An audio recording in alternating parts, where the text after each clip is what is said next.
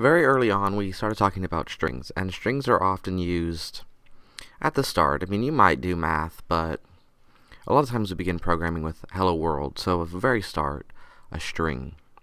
There's a lot that you can do with strings, and there's a lot that we have done with strings, but that isn't to say that there isn't a lot that we haven't talked about yet when it comes to strings. We're not going to go over everything still because, well, there's a lot of sources that already do. If you look into documentation, you can find all the different methods and whatnot that you can use with it. But this isn't meant to be an encyclopedic resource, but more of something that teaches you by trying out different things, experimenting, going back and forth, learning something and having to reuse it later. So for today, we're actually going to start using PyCharm. We've used Notepad and TextEdit for pretty much everything so far, and it works, but it's not necessarily the best. Well, it's far from the best, but it works. And I think it's important to spend a good amount of time in those because you really appreciate a code editor or a full IDE like PyCharm once you've worked without one. Now, if you're not familiar with PyCharm, it's not hard to find. It's made by JetBrains, and if you just Google it, you can find them. And you can see some of the different things they make. And here's PyCharm. Now, PyCharm isn't free if you want the professional version, but they do have a community version which is free, which you can use. And we're not going to be doing anything in this that you have to have the professional version for. So you're welcome to download this and follow along, or if you want to, you can continue working in a different text editor of your choice, including Notepad or TextEdit. So I'm just going to make a new file, and I'm going to use Python 3.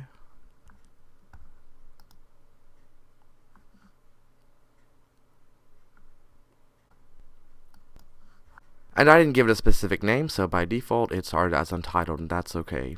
So I'm going to right click here, and I'm going to tell it new, and we're just going to do a Python file. And we're going to call this strings, since that's primarily what we're playing with. Now, strings aren't anything new, because even from the start we did stuff like prints hello world, right? Now just right click here and tell this to run, and there you go, hello world. So, right, nothing new, nothing fancy. But there are other things that we can do with this that we haven't talked about, and they're not hard. So let's say that we call this a variable called message, and it's going to be hello world. And of course, we already know that if we tell it to print message, that it's going to be just like we already saw. Same thing, right? But what if we put a bracket here? Let me zoom in so you can see what I'm doing. If we go into our preferences, we can go into the editor here, and we can change our font and font size.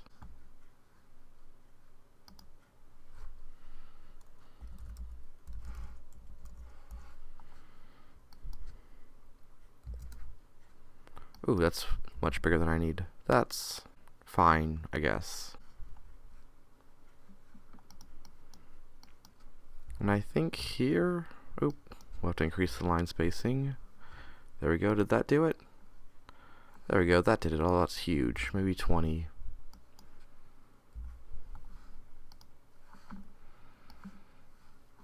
There we go, that seems more reasonable. Alright, so now you can see what I'm writing clearly.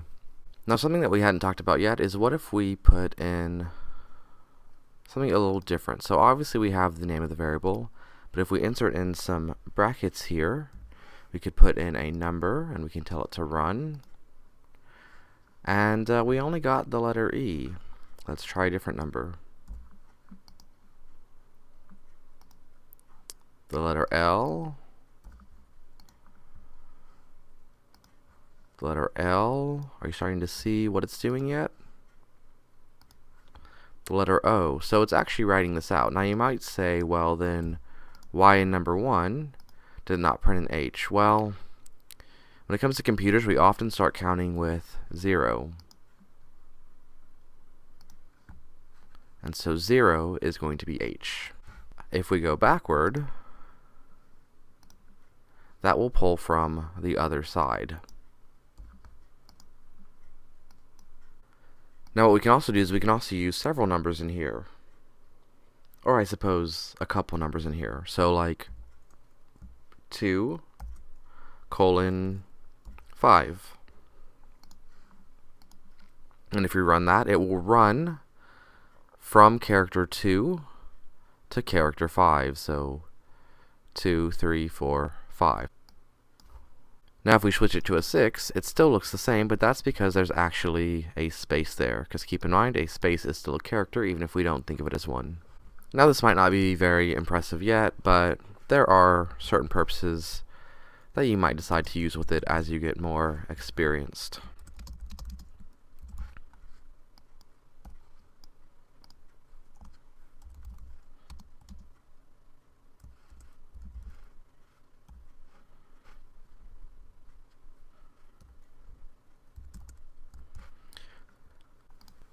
So, for example, oh, I see. My mistake. Let's try this again. There we go. That's almost what I was expecting.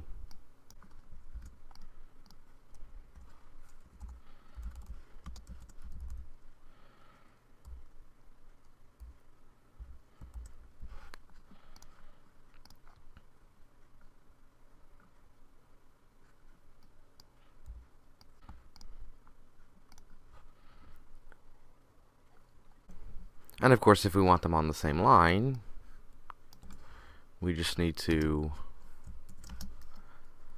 concatenate them instead. And I could have counted this out and used the actual positive value, but I didn't feel like counting. Now one little issue, if I had tried to not have this exclamation point, and I used -1 now, this of course would be -3 because of there's one less character. Now if we run it, we get hello bow, and if we try to change this to 0, that doesn't work. And if we try to change this to maybe -0, that doesn't work either. It just has a little bit of a problem going from -3 to this side, because keep in mind 0 is there.